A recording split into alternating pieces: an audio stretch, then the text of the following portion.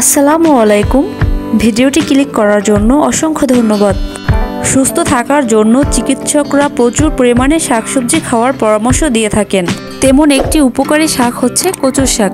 কচুর শাকে রয়েছে উচ্চ মাত্রায় পটাশিয়াম, যা হৃদরোগ এবং স্ট্রোকের ঝুঁকি কমায়। আমাদের শরীরে রক্তের হিমোগ্লোবিনের পরিমাণ যদি কমে যায় তাহলেও সব ডাক্তাররা কচুর শাক খেতে বলেন। কচুর শাক মানুষ নানাভাবেই খেয়ে থাকেন। তার মধ্যে জনপ্রিয় একটা খাবার হচ্ছে চিংড়ি মাছ দিয়ে ভর্তা।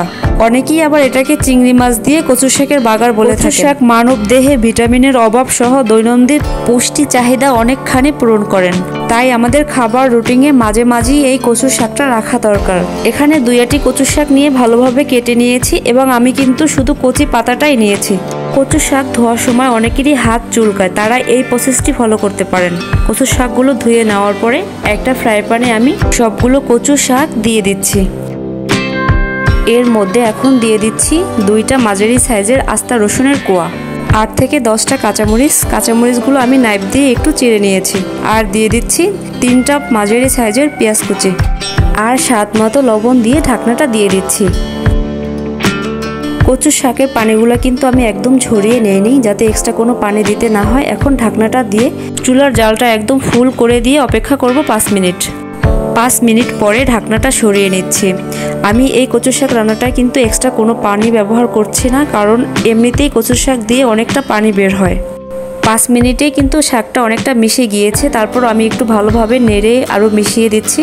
আর শাকগুলো দেখে নিশ্চয়ই বুঝতে পেরেছেন কতটা কমে গিয়েছে। আমি আরও 10 মিনিটের মতো ভালোভাবে সেদ্ধ করে নিয়েছি। এখন নেড়ে একদম পুরো পানিটা শুকিয়ে নেব। এক্সট্রা যে পানিটা ছিল সেটা আমি শুকিয়ে নিয়েছি। এই পর্যায়ে আমি চুলা থেকে নামিয়ে নেব। এই রেসিপির জন্য অনেকেই এই শাকটা শিলপাটায় বেটে নেন বা ব্লেন্ড করে নেন, তো আমার কাছে মনে হয়েছে যে এটা বাটা বা ব্লেন্ড করার কোনো প্রয়োজন নেই। আবারও একটা প্যান বসিয়ে দিলাম এবং কিছু রসুন আমি হালকা থেতলে নিয়েছি, সেগুলো দিয়ে দিলাম। দিয়ে দিচ্ছি পেঁয়াজ কুচি। এখন এই রসুন আর পেঁয়াজটা একটু হালকা বাদামি কালার করে ভেজে নেব। সামান্য একটু ভেজে নেওয়ার পরে যখন একটু হালকা বাদামি কালার হয়ে এসেছে, এর মধ্যে আমি চিংড়ি মাছগুলো দিয়ে দিলাম। আমি এখানে ছোট সাইজের দেশি চিংড়িটা নিয়েছি, চাইলে বড় চিংড়ি দিয়েও করতে পারেন। পরিমাণ মতো লবণ দিয়ে দিচ্ছি সামান্য একটু হলুদ আর মরিচের গুঁড়া। একটু পানি দিয়ে দেবো যাতে পুড়ে না যায়। মরিচ আর লবণটা দেওয়ার সময় খেয়াল রাখতে হবে, আমরা কিন্তু সেদ্ধ করার সময় মরিচ আর কাঁচামরিচ ব্যবহার করেছি, সেজন্য একটু ভেবেচিন্তে দিতে হবে। এখন 2 মিনিটের মতো ঢাকনা দিয়ে রান্না করব, যাতে চিংড়ি মাছটা সেদ্ধ হয় এবং মশলাগুলো একটু নরম হয়ে আসে। 2 মিনিট পরে ঢাকনাটা সরিয়ে নিয়েছি। এখন আমি ভালোভাবে এই মশলাটা একদম কষিয়ে নেব। যতক্ষণে উপরে তেল ভেসে না ওঠে ততক্ষণ পর্যন্ত আমি এই মশলাটাকে ভেজে নিয়েছি। এখন এর মধ্যে সেদ্ধ করে রাখা কচু শাকগুলো দিয়ে দিলাম। এখন এই সমস্ত উপকরণগুলোকে একসঙ্গে মিশিয়ে নেব।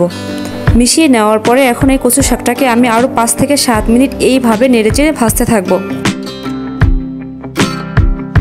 আমি ভালোভাবে কচু শাকটাকে ভেজে নিয়েছি। সুন্দর একটা স্মেল বের হয়েছে। চিংড়ি মাছ দিয়ে এই কচু শাকটা রান্না করলে সত্যিই অসম্ভব টেস্টি হয়ে থাকে। আমি এখন চুলা থেকে শাকটা নামিয়ে নেব। আমি একটা বাটিতে ঢেলে নিয়েছি। এই শাকটা কিন্তু গরম ভাতের সঙ্গে অসম্ভব মজা হয়ে থাকে। বাসায় ট্রাই না করলে বুঝতেই পারবেন না যে এটা কতটা টেস্টি হয়। আশা করছি আমার এই রেসিপিটা সবার ভালো লেগেছে। যদি ভালো লেগে থাকে অবশ্যই একটা লাইক দিবেন এবং চ্যানেলটি সাবস্ক্রাইব করে পাশে থাকবেন। আর আমার নতুন বা পুরনো ভিডিওগুলো দেখার জন্য চ্যানেলটি ভিজিট করার জন্য অনুরোধ রইল।